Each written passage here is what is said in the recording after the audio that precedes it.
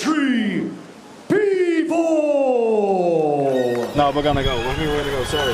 Well, here comes Dmitry Bivol, introduced there as the challenger, and it's been a real while since he's been a challenger as Dmitry Bivol. It absolutely has. Joseph Parker has joined us up here, and he's got to get away because it's quite cold. Andy wants him to get away. I totally understand.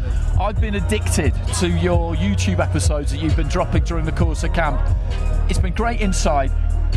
The attention to detail in this second phase of your career, as you describe it, around S&C nutrition, the boxing coaching, but also the structure of camp and the family visiting, everything. You just seem like you've got it all down. I feel like I do. The work I've done with Andy and George, and like everything coming together, and I've found that balance in life and in boxing and in training and in camp. And when you find that balance, everything is like, I'm a happy fighter, which makes me a dangerous fighter. And I've been happy all week because I'm calm and I'm relaxed, and all the work's been done. There's nothing more I could have done. Like, ticked all the boxes, done everything right, and now it's just time to put it all on display and go out there and give it my best. Bigger, stronger, knockout win on Saturday for Joe Parker. That's the plan. Bigger, faster, stronger, better looking. You look good. Best of luck to you, Joe. Thank you, Dave. Best of luck. Thank you. I rate that. Listen, I think he has got better looking, by the way, Andy. The beard, he's got the beard game strong as well. A few more wrinkles than he used to have back in the day. Are you with me on this, Andy? No, 100%. He's got that kind of Leonidas Spartan thing going on, yes. Isn't he? Gerard Butler, you know what? That's a big compliment, isn't it? He's gone. He didn't hear it. That's a shame. But it's great watching these elite athletes at work and getting that insight, the fly on the wall stuff that he's given us is great. We don't get exactly the same kind of thing from Bivol, but I have seen some. He's been training out in Turkey, and you see some of the things he's been doing. They're not reinventing the wheel, Dmitry Bivol and Artur Beterbiev, and nor somebody like Joseph Parker. One of the things that's always fascinated me about boxing is that, okay, S&C has developed, nutrition has developed, but Matt, when it comes to the basics of it, the kit that you find in the gym now is the kit that you found in the gym 100 years ago. The basics of boxing are the same, and they always will be the same. And as I said, these two are the top of the bill. They know that. It's about drilling, it's about repetition. Some people find that boring, other people love it. No, look, S&C is great in the sense that it makes you fitter, faster, stronger. But in terms of tactics and technique and things that work in boxing are the same things that always worked in boxing. Like you say, you can't reinvent the wheel. I'll tell you what, Dmitry Bivol looks very, very calm and relaxed. Gave us a little something there, showed us that Soviet style. Let's hear from him. Well, Dmitry, it's been a long time since you were introduced as a title challenger. How are you feeling going into this fight? It's something new again. Challenger, it's new, fresh feelings. I like it. You went 12 hard rounds with Artur Beterbiev a few months ago. What did you learn from that experience? I learned that I don't like to lose, and I want to win. You've said this week that the biggest adjustment you have to make is to throw more punches. Does that mean you'll be taking more chances in the ring?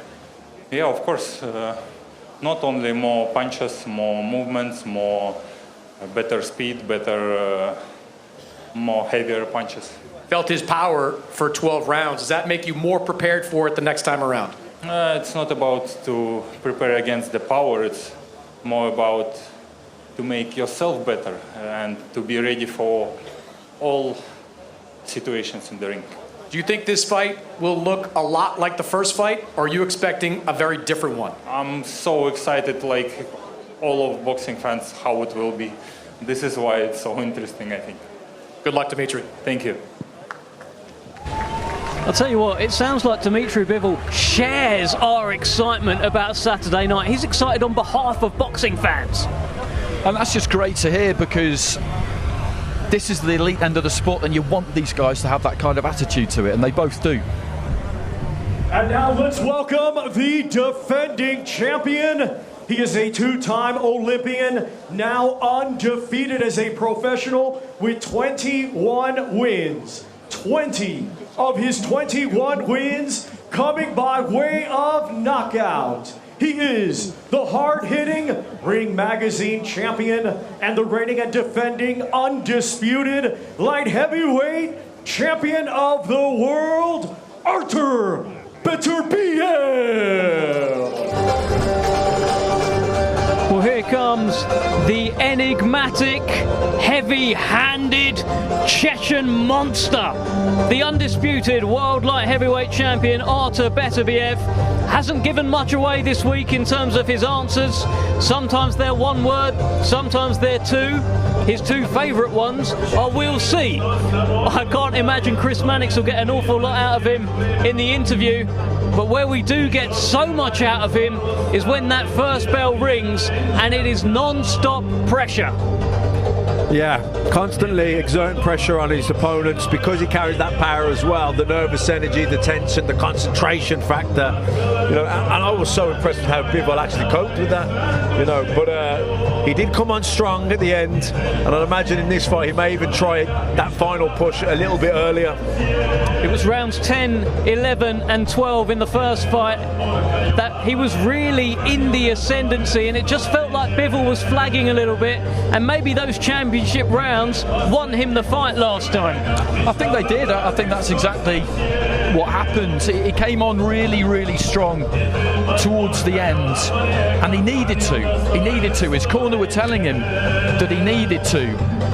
And at the end of the fight, they were unsure, as we all were, which way it was going to go. They maybe felt that he started to get to him or picked it up a little bit too late, but it's a really interesting measuring stick, that, for him, pacing that 12 rounds, because he's massively experienced, but he'd never done it. And when you always stop someone and the pressure has always got to them in the end, when you find yourself in there with somebody who is able to handle it better than anybody else has, how do you know when to really put your foot down? It's hard, isn't it? It's very hard, and you've got to get it right, because you don't want to go too soon and then run out. Have a good final push, but not get him, and then you've ran out of gas. And all of a sudden then Bivol, nicks it off you again. Well, he is now 40 years old, but a tremendously fit man, completely lives the life. And this is the quickest turnaround of fights that he has had in 10 years. Only 4 months separate Beterbiev Bivol 1 and Beterbiev Bivol 2. Will that be an advantage for Beterbiev? Will it be a disadvantage? What do you think, Andy? I think it's going to suit the pair of them absolutely fine, to be honest. I don't think that Beterbiev is still going to be feeling that first fight. It was really intense. It wasn't an absolute war, but very, very intense. Concentration levels had to be incredibly high.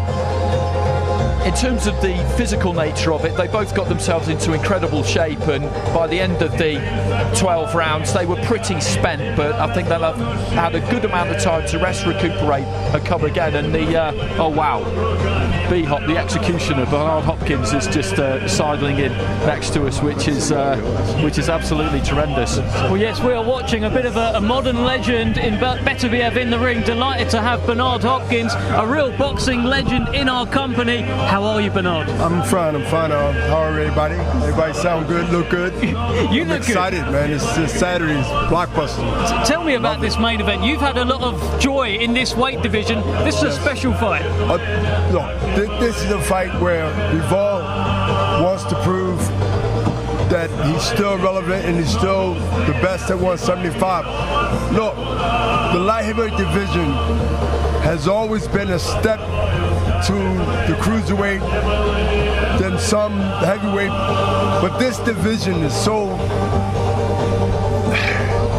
I guess, challenging to anybody fighting at 175, because you have a really exciting division that hasn't been like that since a long time. Holyfield, I can go back to Holyfield. I'm a Philadelphia guy. I can go back to Matthew Saad Muhammad, Marvin Johnson. The light heavyweight division has always been a sort of like the best kept secret division, with guys that either went to heavyweight or cruiserweight. But we were just talking about Beterbiev and how he's achieved longevity into his 40s. Nobody knows better than you how you go about doing that.